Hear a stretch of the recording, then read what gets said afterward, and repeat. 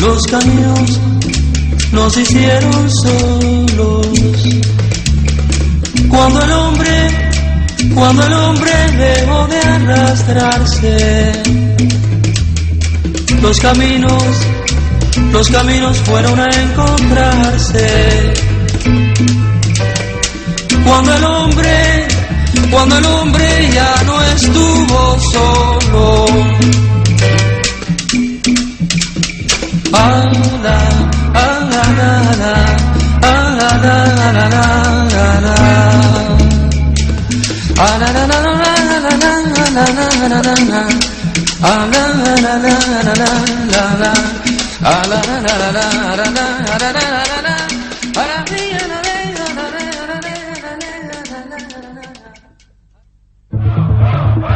Mayo de 1968. El mundo se conmociona. La década del 60 vive su clímax. Cuba recibe clandestinamente copia del diario que el Che Guevara escribió en su campaña guerrillera en Bolivia. El gobierno cubano prepara una urgente y masiva publicación.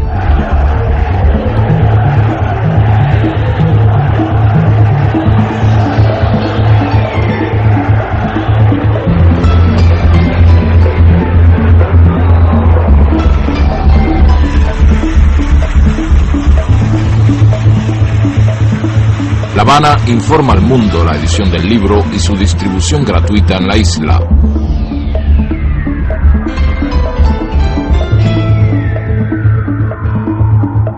Editoras internacionales reciben copia del texto para su inmediata difusión.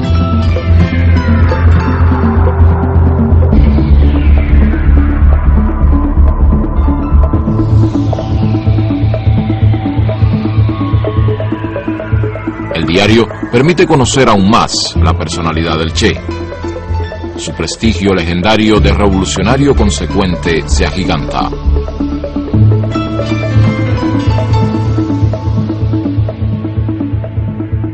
El 7 de octubre de 1967, último día de sus anotaciones, su columna guerrillera está reducida a solo 17 hombres y en una situación desesperada. Ese día, el Che escribe: se cumplieron los 11 meses de nuestra iniciación guerrillera, sin complicaciones, bucólicamente. No había perdido su espíritu de lucha ni su aguda capacidad para la ironía. When the guerrilla outbreak came, we had already laid on a plan for a training program for what is now known as the 2nd Rangers. That would have happened possibly by the end of this year. Because of the specific threat which the guerrillas represented, we accelerated that program. We started the training about 5 months ago. We completed it about 2 months ago, which means a 3-month training program for the guerrillas, for the Rangers. Just how long have you been searching for Che Guevara, and in which countries have you been searching for him, as it were? Well, we have different people in different countries, you know, working all over, especially in Latin America and Southeast Asia and down through that way. And many of us, you know, in some of the areas that we've been in before, and never could find him, or he's always a step ahead of us. But here, I guess his luck run out.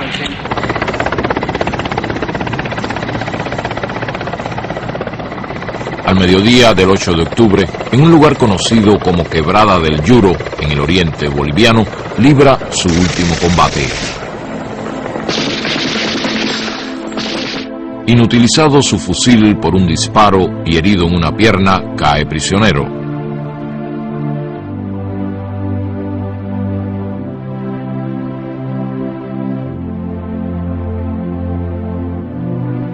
Trasladado a un caserío, se le encarcela en el local utilizado como escuela. Al día siguiente llega la orden de la capital boliviana. Es asesinado. Su cadáver es trasladado hasta el pueblo de Valle Grande, en el departamento de Santa Cruz. expuesto a la prensa y la población en un lavadero de la localidad.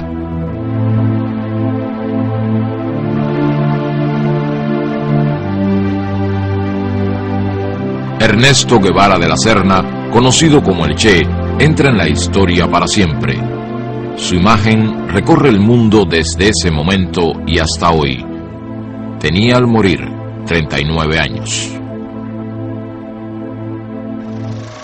Argentina, 1927.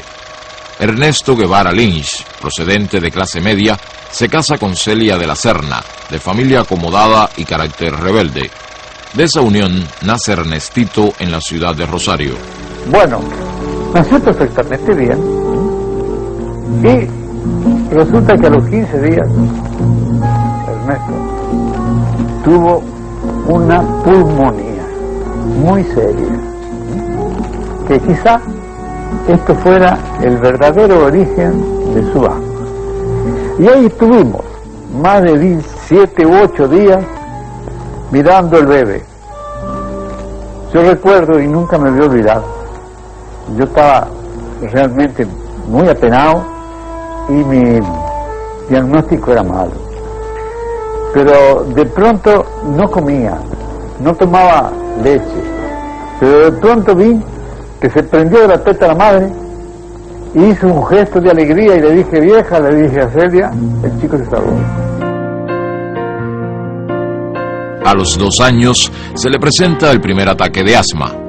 Empieza así lo que en palabras del padre fue para la familia una maldición y un vía crucis. Los padres organizan la vida familiar para espaciar o atenuar los efectos de la severa enfermedad del hijo. Lo cuidan, pero no lo sobreprotegen. Ernestito aprende a convivir con el asma. No se deja vencer por las limitaciones que le impone y batalla contra ella con todas sus fuerzas, con toda su voluntad.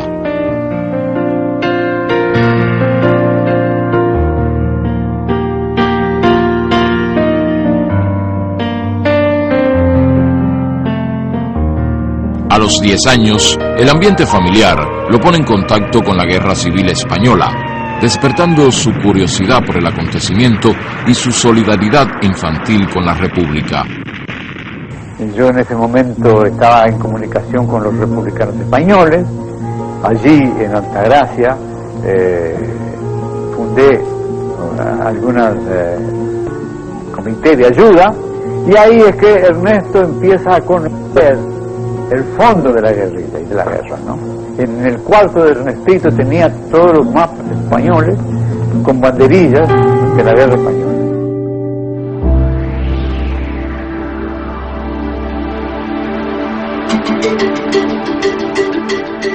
En marzo de 1947, la familia se instala en Buenos Aires. Ernestito ya es Ernesto. Va a cumplir 19 años y matricula en la universidad en la carrera de medicina. A finales de 1951, interrumpe sus estudios y acepta la invitación de su amigo Alberto Granado para realizar un viaje en motocicleta por el continente latinoamericano. Ambos comparten afinidades en diversos temas y preocupaciones. Los une también una inmensa curiosidad por la vida.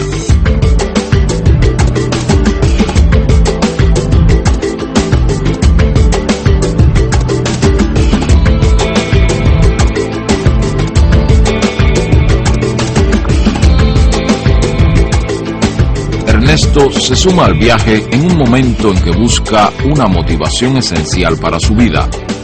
No ha encontrado todavía su destino. Él iba en la motocicleta o a pie, en lo que fuera, nunca dejó de llevar su cuadernillo donde anotaba todo lo que hacía. A la luz de una vela con que alumbrábamos el mate, las facciones contraídas del obrero ponían una nota misteriosa y trágica. En un idioma sencillo y expresivo, contaba de sus 3 meses de cárcel, de su mujer hambrienta, de los compañeros comunistas que la policía había fondeado en alta mar, lo habían desaparecido misteriosamente. El matrimonio, aterido en la noche del desierto, acurrucado uno contra el otro, era la representación del proletariado de cualquier lado del mundo. nos apiadamos de ellos, ya que no tenían ni una mísera manta con que taparse, y les prestamos las nuestras. Fue esa una de las noches en que he pasado más frío, pero también en la que me sentí un poco más hermanado con los hombres.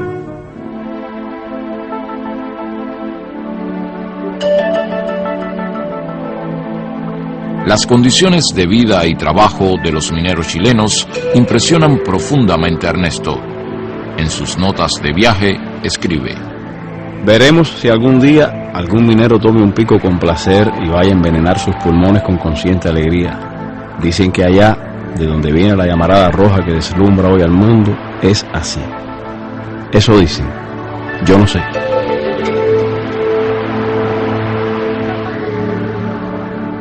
La moto no resiste las inclemencias de sus conductores y debe ser abandonada en territorio chileno.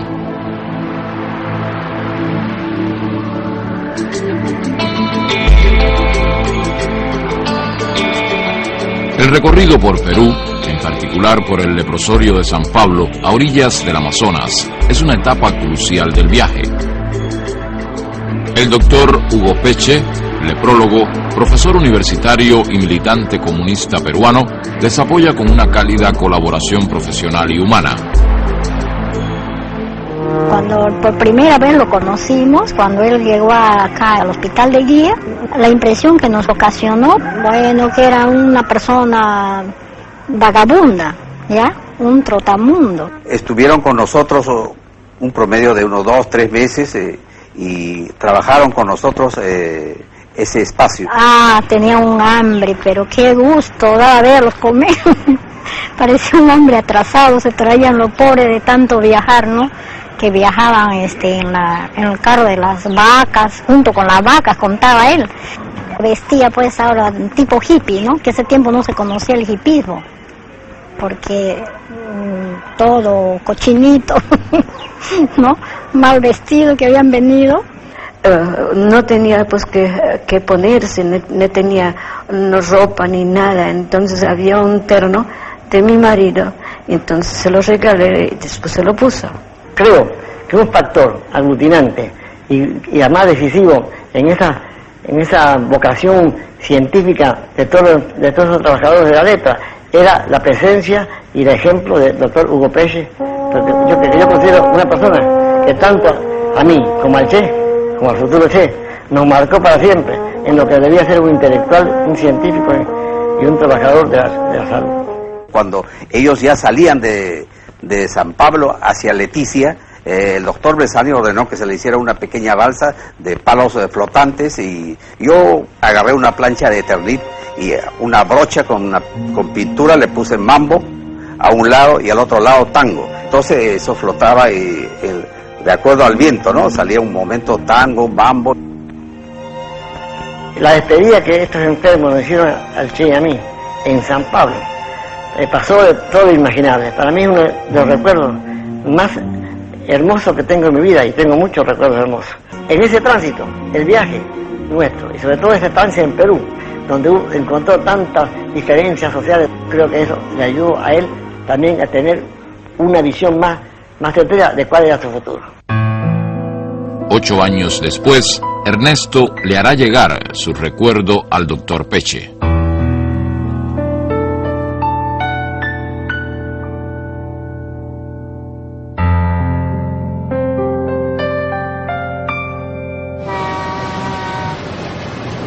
En agosto de 1952, Granado queda trabajando en Venezuela y Ernesto regresa a Buenos Aires a terminar sus estudios de medicina. Los meses por Latinoamérica se reflejan al concluir sus notas de viaje. El personaje que escribió estas notas murió al pisar de nuevo tierra argentina.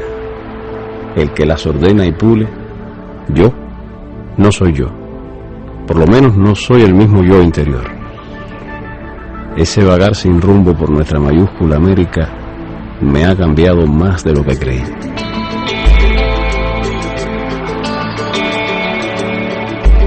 En marzo de 1953 se gradúa de médico con una tesis sobre alergia.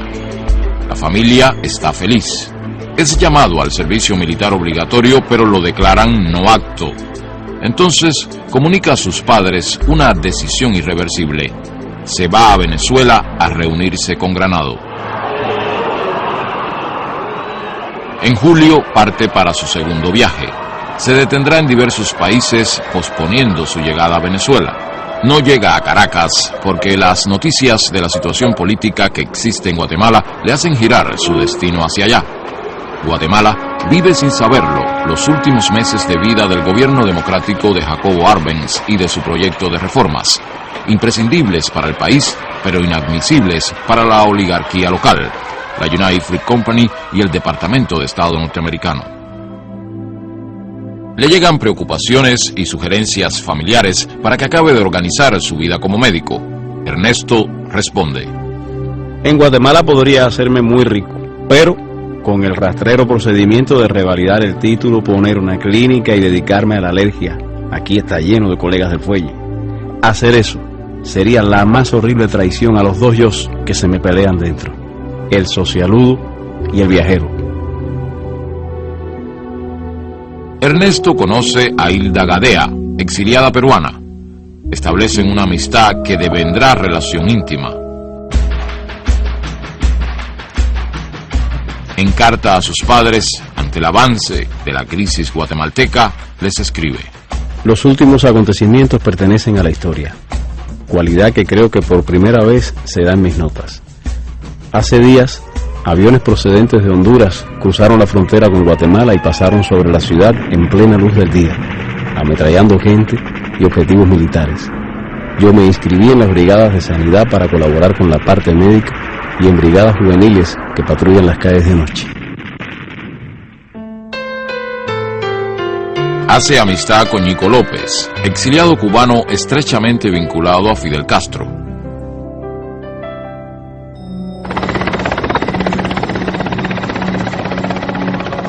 Finalmente, se produce el trágico desenlace que Ernesto resume así. En la noche del domingo 28 de junio, el presidente Arbenz hizo la insólita declaración de su renuncia. Denunció públicamente a la frontera y a Estados Unidos como los causantes directos de todos los bombardeos y ametrallamientos sobre la población civil. El presidente dijo que hacía esto llevado por su deseo de impedir que los norteamericanos llegaran a estas tierras como amos. Me dormí con un sentimiento de frustración frente a los hechos. El nuevo gobierno, encabezado por el coronel Castillo de Armas, desata una represión feroz. Ernesto se asila en la embajada argentina, pero rechaza regresar a su país en el avión que envía el gobierno del general Perón para repatriar a los exiliados. Partirá hacia México.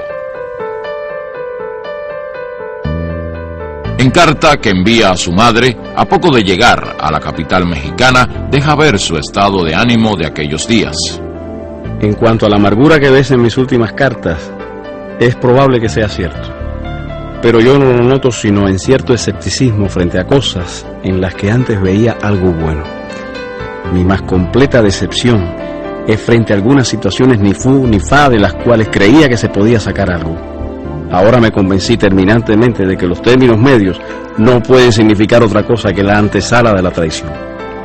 Mi confianza en el triunfo final de lo que creo es completa, pero ni siquiera sé si seré un actor o un espectador interesado en la acción.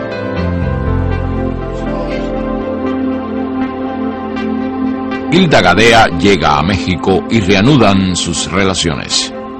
Se reencuentra con Ñico López y a través de él conoce a Raúl Castro.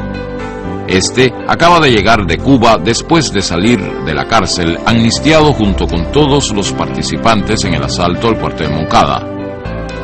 Poco después, Fidel Castro arribará a la capital mexicana.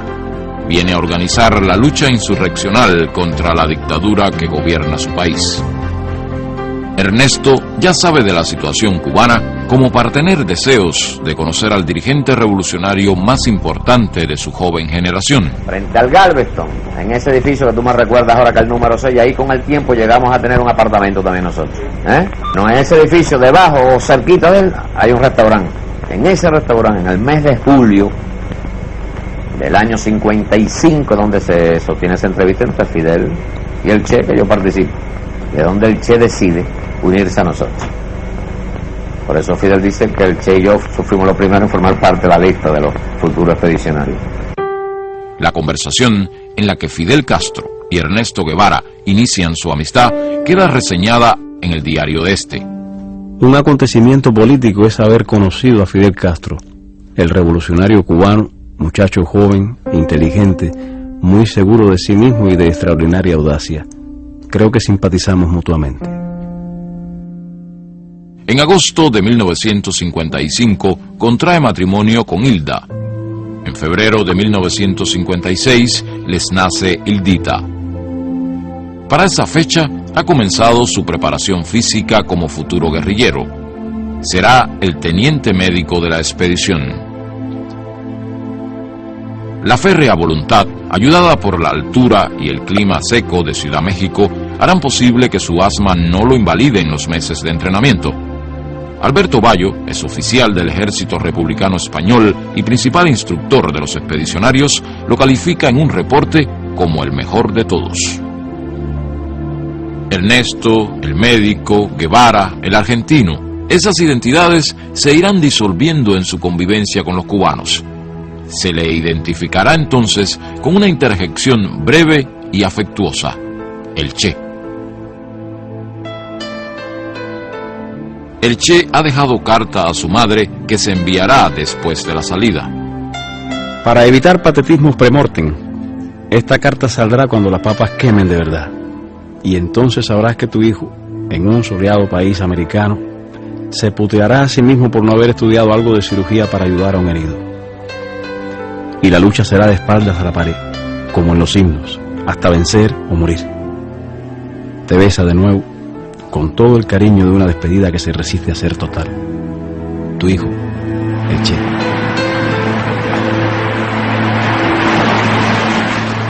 El 25 de noviembre de 1956, el yate Granma parte hacia Cuba con 82 hombres que comanda Fidel Castro. Al amanecer del 2 de diciembre, los expedicionarios pasan del Granma al Pantano y el Mangle de la costa sur del oriente cubano. El Che desembarca sufriendo un ataque de asma. La presencia del yate es informada a los mandos militares de la región. La movilización de tropas hacia el lugar es rápida y eficiente.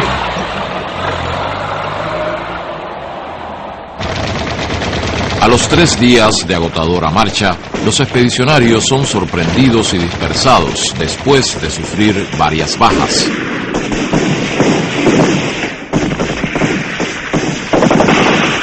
El desorden de la retirada es de tal magnitud que todo parece que va a terminar en el comienzo. El ejército los persigue durante días. Muchos de los que se entregan o capturan son asesinados. Después de 3 semanas de total incertidumbre, Fidel Castro reagrupa a una pequeña tropa con 7 fusiles y 12 hombres. El Che Guevara es uno de ellos.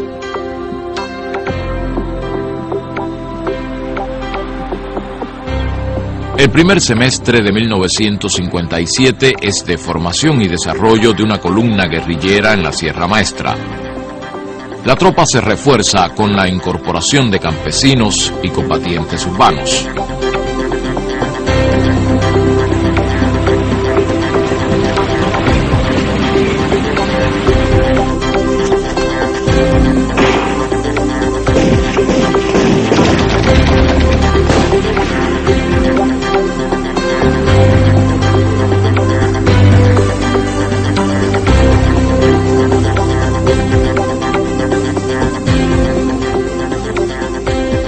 El Che está preparado psicológicamente para adaptarse a las más duras exigencias de la vida guerrillera, pero el asma se le presenta implacable.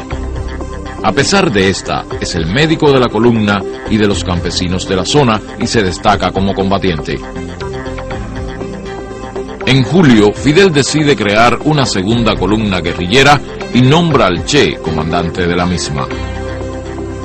La dosis de vanidad que todos tenemos dentro hizo que me sintiera el hombre más orgulloso de la tierra ese día.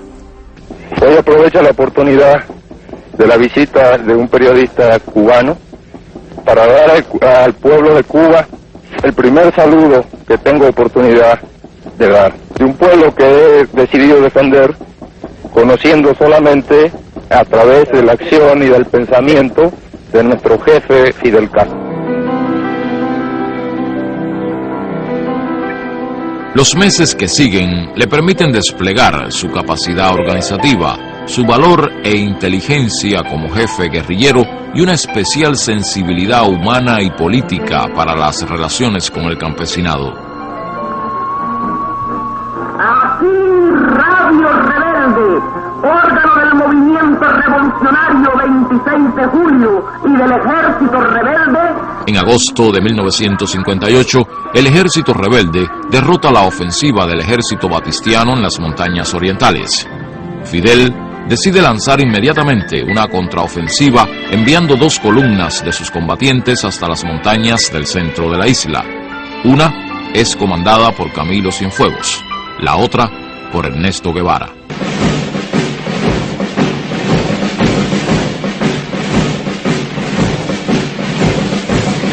Avanzan por territorio llano, se internan en zonas bajas para evitar emboscadas o ser localizados por la aviación. Padecen hambre, sed, llagas y agotamiento hasta el límite de lo soportable. La columna recorre más de 600 kilómetros en 46 días. Antonio Maceo, columna 2, Antonio Maceo, desde el frente norte de las villas. Efectivamente, Camilo, aquí te copiamos 100%. A mediados de octubre ya están en el centro de la isla. Inmediatamente coordinan y unifican acciones con las organizaciones revolucionarias que actúan en la región. La autoridad política y militar del Che y Camilo es indiscutible. El prestigio nacional se torna leyenda. El Che encabeza en el centro del país la ofensiva final contra la dictadura. Comanda las tropas rebeldes que atacan Santa Clara, capital provincial, y a un tren blindado que transporta importante cargamento de armas para el ejército.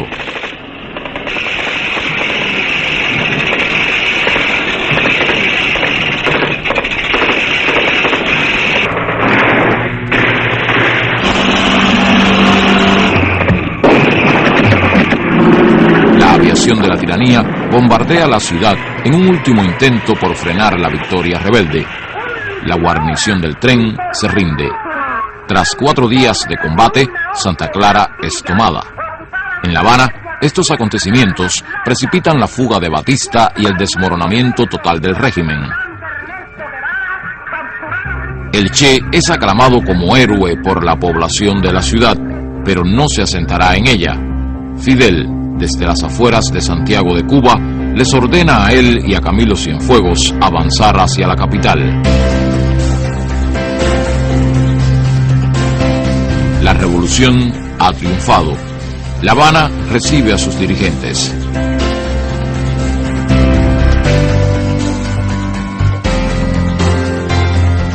Ernesto Guevara, que acaba de entrar por primera vez en la capital cubana, es uno de ellos.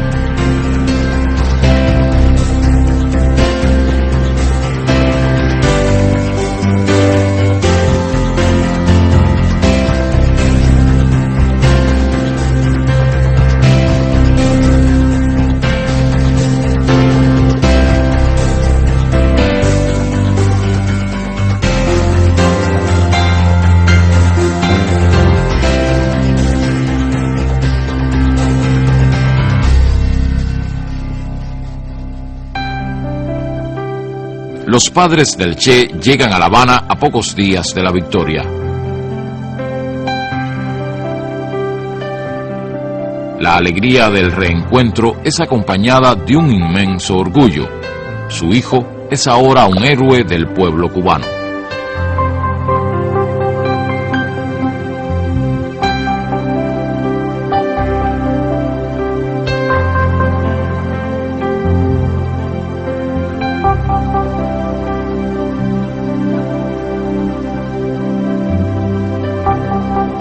Y me acuerdo de que le dije, ¿qué va a ser de tu vida? Le dije, ¿qué va a ser de tu vida como médico? Y se quedó pensando un momento y me dice, mirá, me dice, como vos te llamás lo mismo que yo, pones un letrerito en la puerta de tu escritorio que diga doctor Guevara, y entonces ya tenés derecho a empezar a destripar gente, ¿no? Bueno, era muy gracioso, pero después vino yo lo llamé al orden, no, vamos a hablar en serio, tío. Y me dijo esta palabra más o menos, no sé en qué lado del mundo dejaré los huesos. La revolución constituye tribunales para juzgar a los criminales de guerra, torturadores y cómplices de la tiranía. Los grandes medios de información norteamericanos manipulan la imagen de los juicios y crean la primera campaña propagandística contra el gobierno revolucionario. El Che es uno de los dirigentes que supervisa la aplicación de justicia.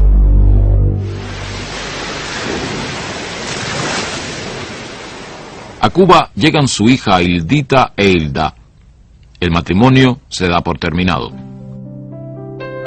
Un acuerdo del Consejo de Ministros otorga la condición de ciudadano cubano de nacimiento a todo extranjero que haya luchado contra la tiranía de Batista durante 2 años o más y ejercido durante 1 el grado de comandante. Acuerdo redactado a su medida como reconocimiento y homenaje. El Che se casa con Aleida March, combatiente que ha conocido en su campaña en la región central de Cuba.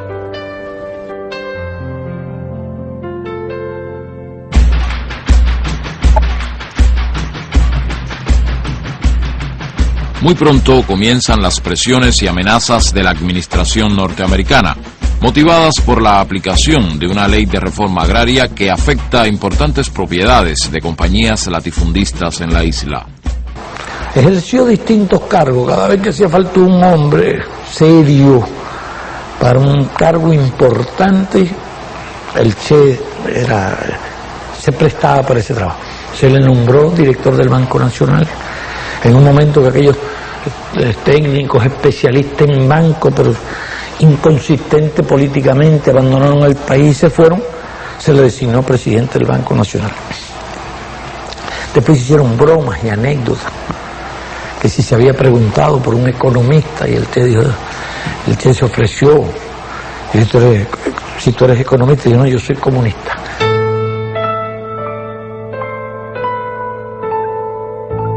Y a los pocos días de llegar a La Habana, que llegamos el 8 de septiembre, me mandó a decir que cuando empezamos las clases, que ya tenía la pizarra, ya tenía el borrador y ya tenía la tiza. Y empezamos allí las clases. Y ahí duraron. Cuando él pasó al banco era más fácil, pues yo estaba en el banco con él también, así que era más fácil darle clase. Y después cuando él salió para industria seguimos la clase. Hasta un momento en que yo le dije, mira, ya yo te he dado todo lo que yo sé. Ya yo no sé más nada, no tengo más nada que dar. Fueron 5 años, ¿eh? 5 años sin fallar nunca. Él dejó de dar clase los días que no estaba en Cuba. El día que le dije que ya yo no tenía más nada que darle, me dice, bueno, dame programación lineal. Digo, no, yo nunca he dado clase de eso. He leído algo sobre eso. Dice, ¿por qué no la estudiamos juntos? Digo, bueno, vamos a estudiarla juntos.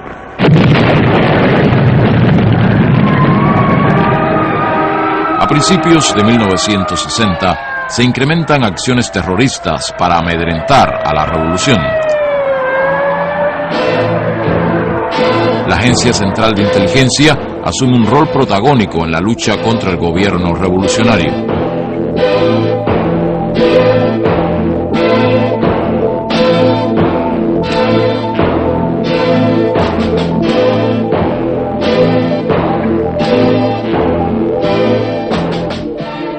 Yo voy paneando mi cámara lentamente y en ese momento cuando vengo con el paneo aparece la imagen de Che, o sea, Che estaba situado pero en un segundo plano. La cara de él me impresionó tanto cuando yo la vi en el visor, que te digo que lo que a mí nunca se me olvida es que instintivamente hice como una cosa así hacia atrás, ¿no? Me asustó, se te puede decir un poco, y al mismo tiempo asustarme, apreté el obturador.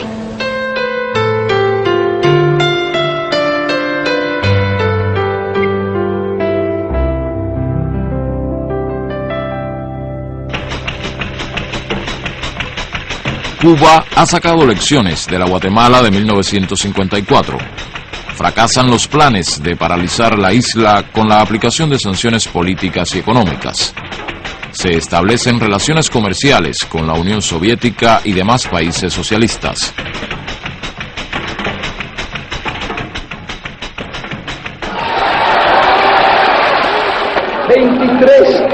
Guantánamo Sugar Company.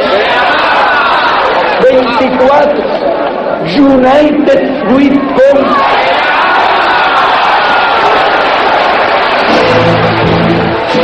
Se nacionalizan las compañías petroleras, los centrales azucareros y los bancos norteamericanos.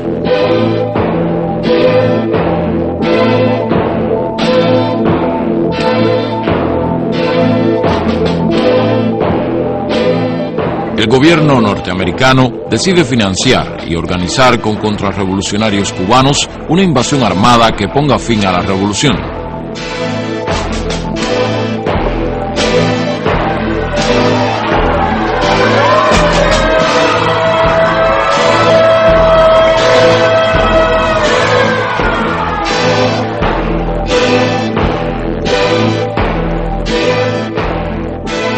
A solo 90 millas de los Estados Unidos, Cuba se declara socialista. En abril de 1961 se produce la invasión. A las 72 horas es derrotada.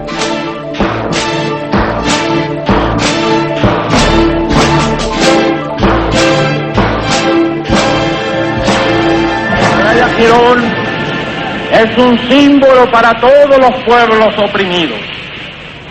Playa Girón es la primera derrota del imperialismo en América Latina, pero también es una de las primeras derrotas del imperialismo en escala mundial. Adelante, obreros socialistas, la victoria es nuestra y lo será.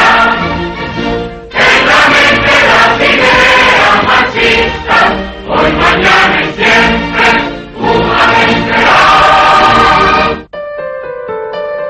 El Che es designado ministro de Industrias.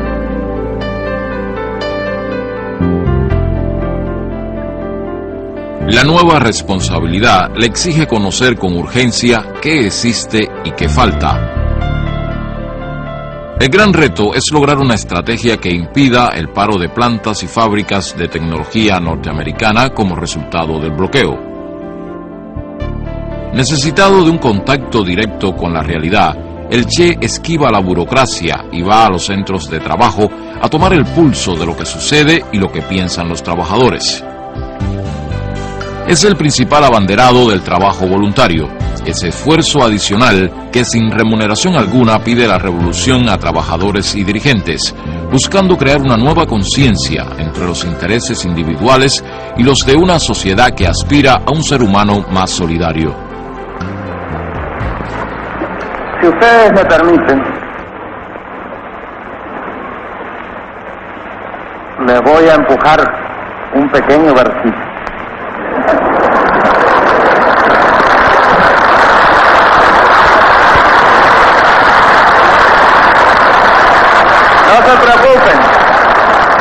No se preocupen, porque no es de mi propia inspiración, como dicen. Es un poema, nada más que unos párrafos de un poema de un hombre desesperado. Pero el hombre es un niño laborioso y estúpido que ha convertido el trabajo en una sudorosa jornada. Convirtió el palo del tambor en una azada y en vez de tocar sobre la tierra una canción de júbilo, se puso a cavarla. Y después decía, más o menos porque no tengo muy buena memoria, quiero decir que nadie ha podido cavar al ritmo del sol y que nadie todavía ha cortado una espiga con amor y con gracia.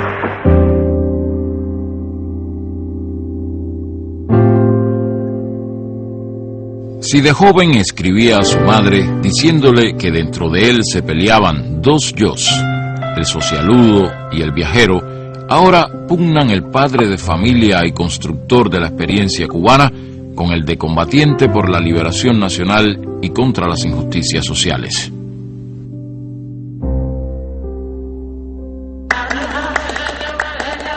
El Congo es uno de los focos de tensión internacional que más lo impacta.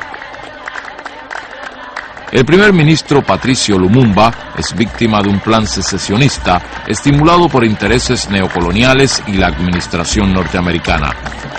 Confiado en la imparcialidad de las Naciones Unidas, solicita su intervención. Tras el manto de esa organización, se consuma la traición y la división del país.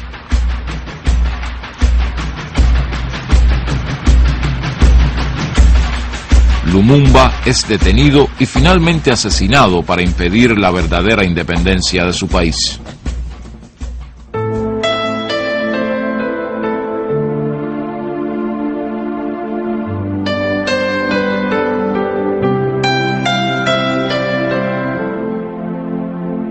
En sus años en Cuba, el Che es embajador de misiones especiales, expositor y defensor lúcido de la revolución en foros internacionales y en reuniones con jefes de Estado y personalidades de su tiempo. Estas responsabilidades amplían su perspectiva del mundo en que se desenvuelve. El Che reflexiona sobre los antecedentes y la experiencia práctica de los países socialistas. Recorre un arduo camino de aprendizaje. Tiene inquietudes, se hace preguntas.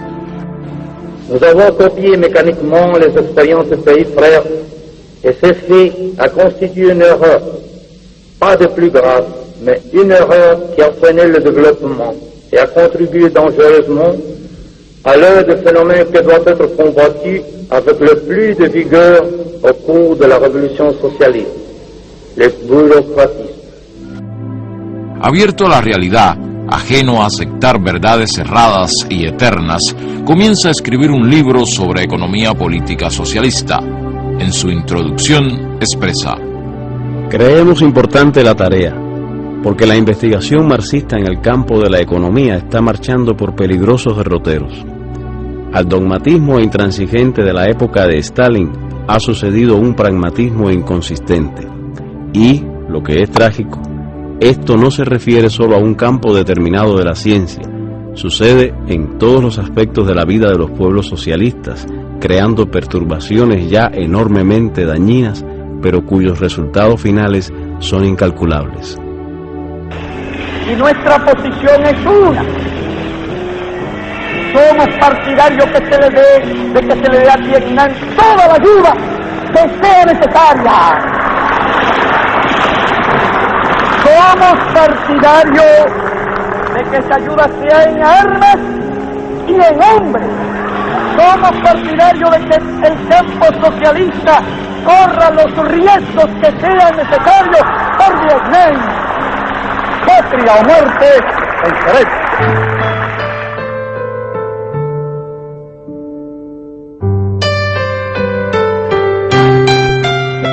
El Che regresa a Cuba al día siguiente, luego de un largo viaje que lo llevó de Naciones Unidas a países africanos. Ha decidido qué hacer con su vida. Para llevar a cabo su proyecto, tiene el pleno respaldo y la colaboración de Cuba.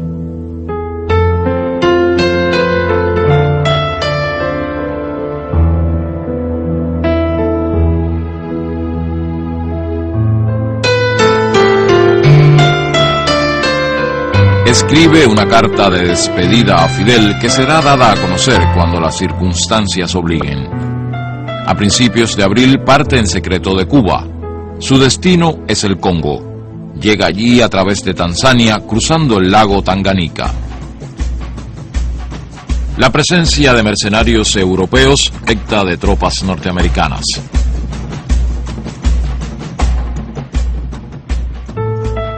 Un poco más de 100 combatientes cubanos se unen al Che, asesoran y entrenan a los rebeldes congoleses y participan con ellos en los combates contra los mercenarios y el ejército gubernamental.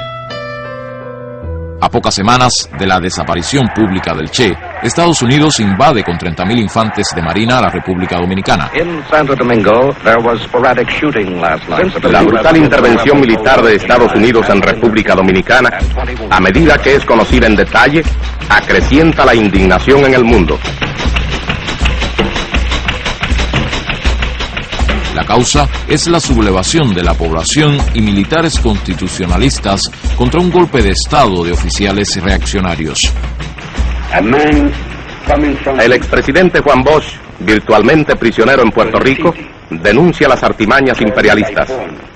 No importa que las fuerzas militares que invaden a la República Dominicana sean de la OEA o de Estados Unidos. Ellas son fuerzas militares invasoras.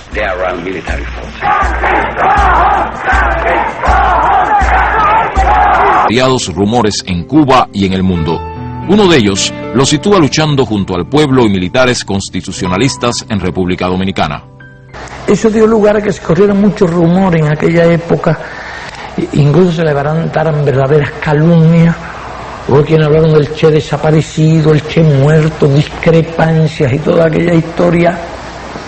Y nosotros soportamos aquel chaparrón de rumores y de intrigas simplemente para no arriesgar la misión que él quería cumplir y el personal con que él quería ir allá. En los días de su campaña en el Congo, recibe la noticia de la muerte de su madre. Profundamente conmovido, la evoca. Solo sé que tengo una necesidad física de que aparezca mi madre. Y yo recline mi cabeza en su regazo magro y ella me diga, mi viejo, con una ternura seca y plena, y sentir en el pelo su mano desmañada, acariciándome a saltos, como un muñeco de cuerda, como si la ternura le saliera por los ojos y la voz.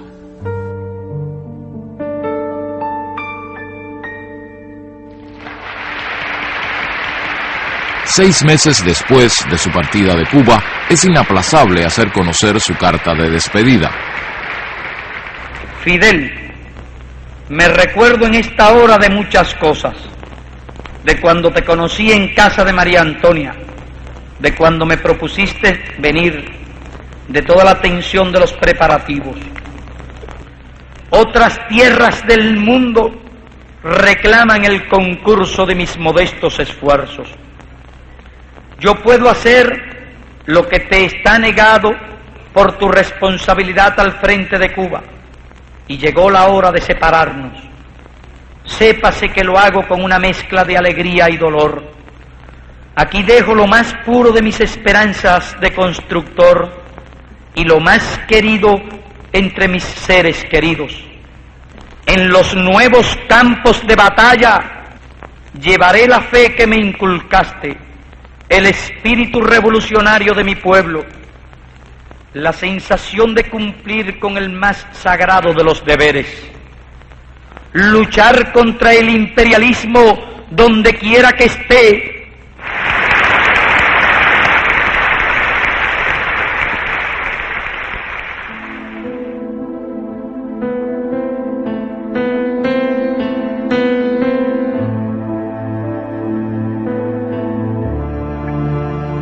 En noviembre de 1965, 7 meses después de su llegada, el Che y sus compañeros se retiran del Congo.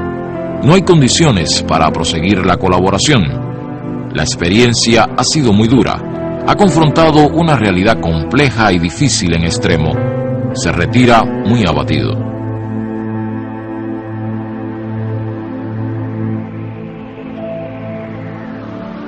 En Praga pasa balance a lo ocurrido. Lo valora severamente, calificándolo como un fracaso. No sabe que la amarga soledad que ha sentido al retirarse del Congo tendrá años después la respuesta de cientos de miles de cubanos que en África y otras partes del mundo se inspirarán en su ejemplo de solidaridad sin fronteras.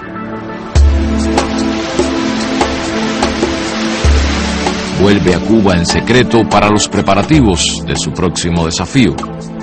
La impaciencia lo aguijonea, la del momento que se vive y la de sus años.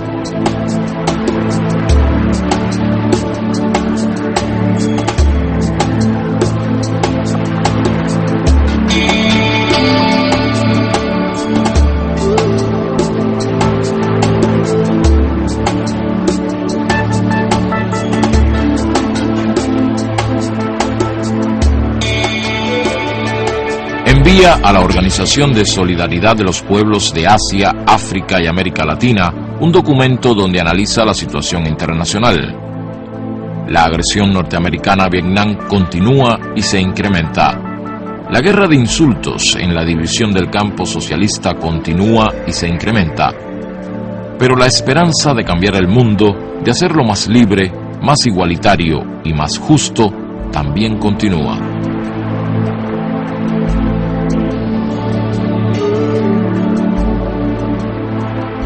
Su imagen cruza las generaciones.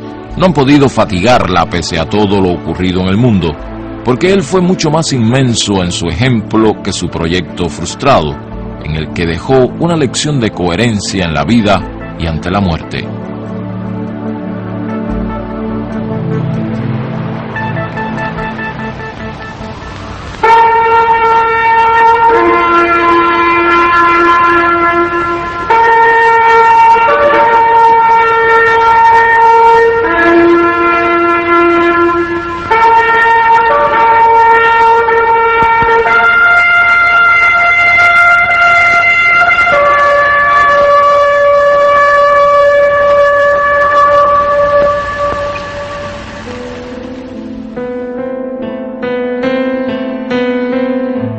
Hoy nos dicen que estás muerto de veras, que te tienen al fin donde querían.